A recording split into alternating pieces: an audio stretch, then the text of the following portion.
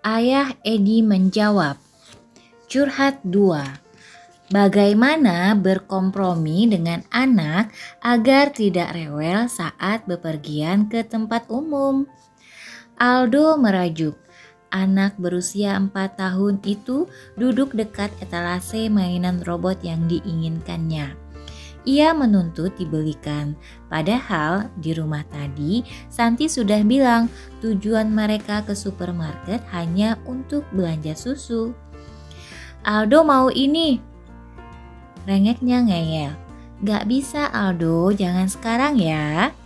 Santi berusaha membujuk, namun tangis Aldo pecah dan menarik perhatian pengunjung supermarket. Selalu begitu, setiap diajak ke mall atau supermarket, Aldo pasti rewel. Minta main itulah, minta dibelikan mainan yang lagi tren, pokoknya ada saja yang dimintanya. Dan tangisnya baru berhenti jika dilihatnya ayah dan ibunya kewalahan dan menuruti kehendaknya. Repot juga kalau setiap bepergian begitu, apalagi ketika tanggal tua dan masih banyak prioritas yang harus didahulukan. Jadi bagaimana ya cara berbicara pada Aldo supaya tidak rewel dan minta ini itu jika sedang berpergian? Jawaban Ayah Edi. Ayah dan Bunda, ingatlah selalu untuk memberikan penjelasan dan membuat perjanjian dengan anak sebelum berpergian. Jelaskan Anda mau pergi kemana dan apa yang akan dilakukan di sana. Apakah Anda ke mall hanya untuk berbelanja, makan, membeli keperluan sekolah, dan sebagainya.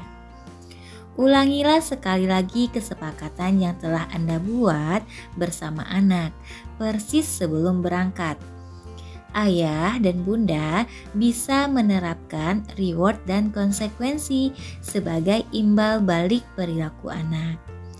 Kalau anak patuh pada kesepakatan, berikan reward hal-hal yang diperlukan atau disenangi anak. Misalnya akan dibelikan buku karya pengarang favoritnya. Boleh bermain game selama 30 menit ketika pulang nanti, dan lain sebagainya. Begitu juga ketika anak melanggar kesepakatan. Berilah konsekuensi, kalau kamu menangis, kita langsung pulang ya. Atau kamu boleh menangis kalau mama gak menuruti keinginan kamu nanti. Tapi tetap gak dapat apa-apa loh. Tujuan kita ke mall hanya membeli tas sekolah, bukan yang lain. Pastikan konsekuensi hukumannya adalah yang segera dapat dilakukan di tempat kejadian. Jangan mengatakan bahwa nanti kalau pergi ke mall lagi tidak diajak. Karena ayah dan bunda bisa saja lupa akan janji ini dan anak menganggapnya tidak serius.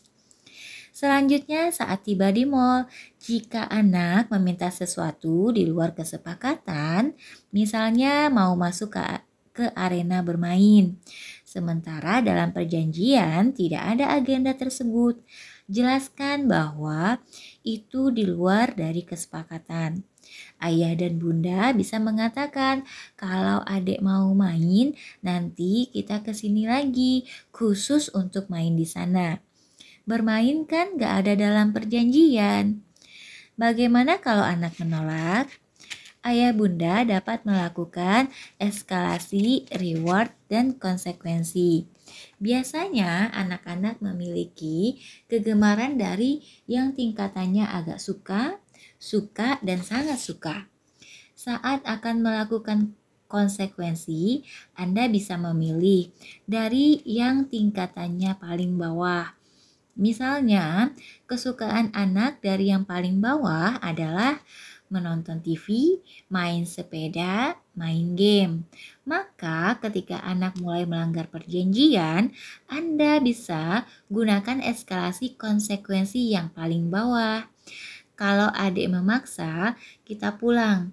Dan malam ini gak ada kegiatan menonton TV acara kesukaanmu.